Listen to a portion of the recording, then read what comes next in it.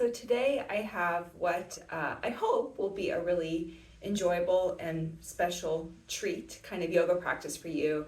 I have a restorative practice that's focused on basically creating space and a sense of upliftment in the heart region. It is the day after Valentine's Day, and whatever that means to you, it's just a nice opportunity to sort of do a practice that is heart-centered, heart-focused. And in yoga philosophy, really the seat of wisdom and the seat of that deeper knowledge and deeper intellect is considered to be in the heart. So, and also if you just think about like when you are really feeling or thinking about something on a deeper level, is it the brain that you go to? Is it analysis, or is it more feeling that in the heart region? Also, just a little food for thought, a little philosophy here. So I'm going to share with you, this is Sutra 3.35 from the Yoga Sutras. This is the Light on the Yoga Sutras commentary by BKS Iyengar, Light on the Yoga Sutras of Patanjali. And Sutra 3.35, forgive my imperfect Sanskrit pronunciation, Hridaya Chitta Samvit. So by samyama, so that's like an integration, coming together. By samyama on the region of the heart, the yogi acquires a thorough knowledge of the contents and tendencies of consciousness. And BKS Iyengar's commentary, I won't read the whole thing, but this first little part I think is really nice and insightful. The citadel of Purusha, so the soul, or that higher self, the citadel of Purusha is the heart. It is Anahata Chakra, the seat of pure knowledge as well as of consciousness. So, when we're talking about the heart region, it's not really the emotional self that we're talking about. I mean, sure, when we feel those deep emotions or, even strong or joyful emotions, oftentimes we do feel it in the heart.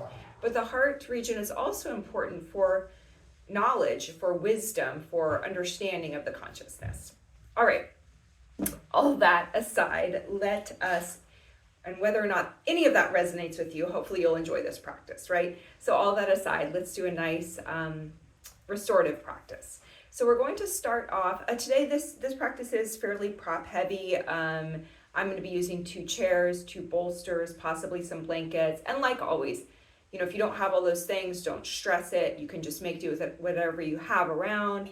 And also, you can always just take 1, 2, 3 poses that I'm doing and make that your practice. So you don't have to do the whole thing. If there's one thing in here that is useful to you, you can take that one thing.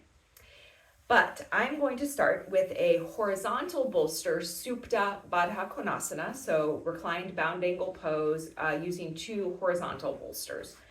And I'm going to show you a couple of different ways of setting this up. And sometimes or oftentimes we'll do this pose with the lengthwise bolster. Today I'm doing the horizontal bolster to get more of a sense of expansion, expansiveness, which is, that horizontal spreading is important as a sense of vertical lengthening. So we want to do practices that create horizontal expansion. When we get sort of stressed, that can tend to cause, or maybe have heavier emotions. If something's weighing on us, that can tend to cause a sort of contraction. So doing practices that not only expand us vertically, but horizontally is helpful.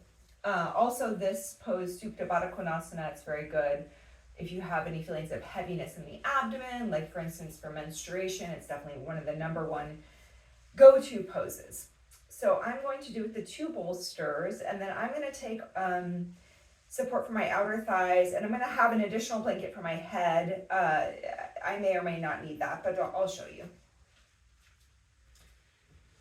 So I'll just have that extra blanket for my head just in case.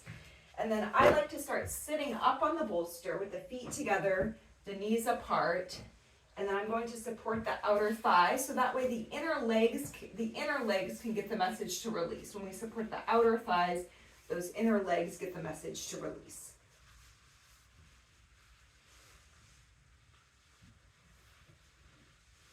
And then from here, you want to position yourself in such a way that the shoulders can sort of drop down between those 2 bolsters. There's sort of a crevice in the bolsters, and you want the shoulders to be able to drop down and then have room to expand your arms to the sides.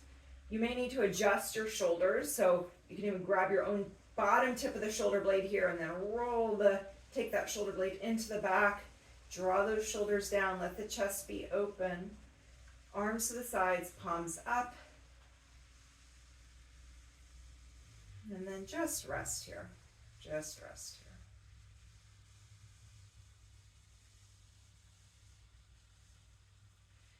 Okay, so if this is comfy and rejuvenating and restorative for you, please stay for a few minutes. 5 minutes, 10 minutes is certainly not unusual.